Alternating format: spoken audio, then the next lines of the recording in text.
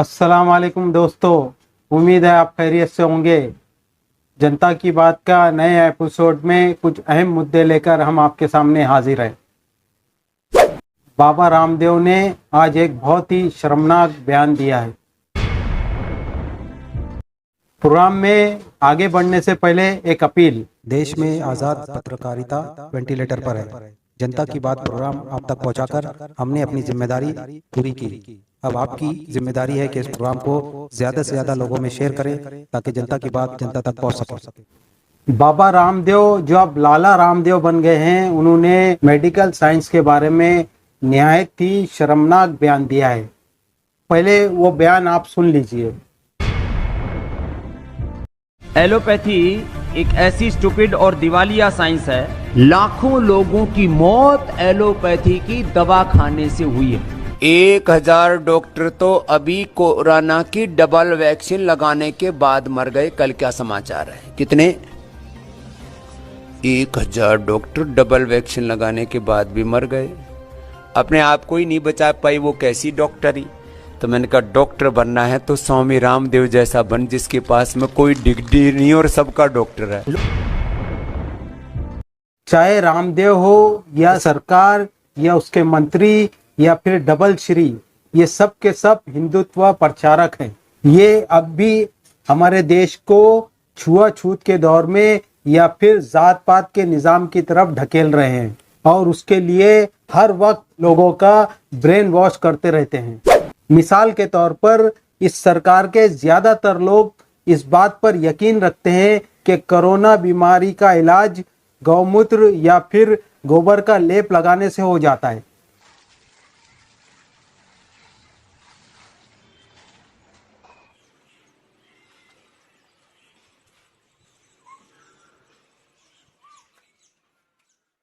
हमारे देश के प्रधानमंत्री और इस देश के वाइस प्रेसिडेंट ने कई मर्तबा ये बात बताई है कि दुनिया के अंदर जो पहली प्लास्टिक सर्जरी हुई थी वो हमारे देश में हुई थी। और उन्होंने ये बात भी कई मर्तबा बताई है कि जो महाभारत युग में लड़ाई हुई थी वो रॉकेट और मिसाइल टेक्नोलॉजी के जरिए से हुई थी। यानी कि जो आज हवाई जहाज या फिर मिसाइल इस्तेमाल हो रहे हैं उसका भी कहीं ना कहीं आविष्कार हमारे ही देश में हुआ है। ऐसे में अगर हमारे देश का प्रधानमंत्री कोरोना को भगाने के लिए ताली थाली और दिए जलाने की एक्सरसाइज कराए तो फिर हमको ताज्जुब नहीं होना चाहिए।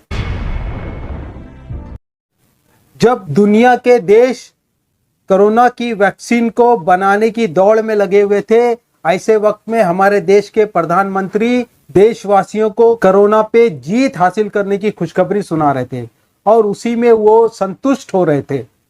और उसी का नतीजा है कि आज हमारे देशवासी कोरोना महामारी का भयानक रूप को भुगत रहे हैं। राज्यों के हाई कोर्ट्स ने कोरोना की बिगड़ती हालात के लिए देश की सरकार को जिम्मेदार ठहराया है, लेकिन सरकार टस से मस नहीं हो रही है। जिन राज्यों में बीजेपी की सरकार है वहां पर हालात बद से बदतर हो गए हैं, क्योंकि बीजेपी की प्रायोरिटी देश और देशवासी नहीं है, बल्कि बीजेपी की प्रायोरिटी हिंदू मुस्लिम में नफरत पैदा करने की है और वो ये काम बखूबी कर रहे हैं और हर मौके पर कर रहे हैं। ऐसे में बाबा रामदेव ने भी अपनी दुकान चमकाने के लिए कोरोना नील नाम की दवा के आविष्कार का दावा किया। कोरोना के उपचार के लिए कोरोनिल रामबाण है। और हमारे मुल्क के स्वास्थ्य मंत्री के साथ में प्रेस कॉन्फ्रेंस की। जब हमारे देश के साइंटिस्टों ने उस दवा के प्रमाण के लिए जो है सवाल किए तो बाबा रामदेव को दुम दबा के भागना पड़ा। अब फिर उन्होंने मौजूदा मेडिकल साइंस को ही इस बीमारी का जिम्मेदार बताते हुए जो मरीज है या जो लोग मर चुके हैं उनका मजाक उड़ाया है, डॉक्टरों का मजाक उड़ाया है, जो 24 घंटे अपनी जान की परवाह न करते हुए मरीजों का इलाज कर रहे हैं उनका भी मजाक उड़ाया है। आपको याद होगा कि कई डॉक्टर्स जो है इस बीमारी से संक्रमित होकर मर भी चुके हैं। ऐसे में जब आईसीएमआर ने उनका विरोध जताया तो दुनिया में अपनी साख को बचाने वाली सरकार के स्वास्थ्य मंत्री हर्षवर्धन सामने आए और उन्होंने चापलूसी वाले अंदाज में बाबा रामदेव को अपने बयान वापस लेने के लिए कहा और बाबा रामदेव ने अपना बयान वापस ले लिया, जैसा कि हम सबको पहले से इसका अंदाजा था।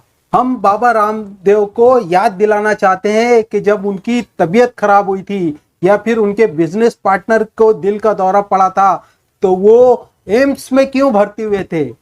वो पतंजलि विद्यापीठ में रखकर उनका इलाज क्यों नहीं कराया गया? पतंजलि दवाओं के जरिए से उनका इलाज क्यों नहीं हुआ? क्या बाबा रामदेव इस सवाल का जवाब हमको दे सकते हैं कि एम्स के अंदर उनका इलाज अंग्रेजी दवाओं से नहीं हुआ बल्कि पतंजलि की दवाओं से हुआ? यानी कि जब अपनी जान पर बनाई तो अपनी जान कीमती है और जनता को राम भरोसे छोड़ दिया है। देश के नागरिक होने के नाते ये हमारे लिए चिंता का वक्त है कि सरकारें तो आएंगी और जाएंगी, लेकिन जो नुकसान हम खामोश तमाशाई बनकर देश का कर रहे हैं वो कई सालों तक हमको ही भुगतना पड़ेगा। ये वीडियो आपको अच्छा लगे, इंफॉर्मेटिव लगे तो आप इसको ज़्यादा से ज़्यादा लाइक कीजिए, शेयर कीजिए अपने दोस्तों के साथ में और जनता की बात प्रोग्राम को जनता तक पहुंचाने में हमारी मदद कीजिए। अपना ख्याल रखिए, लॉकडाउन के ज़माने में अपने प्यारों का भी ख्याल रखिए, घर में रहिए, सुरक्षित रहिए। अल्लाह हाफिज़।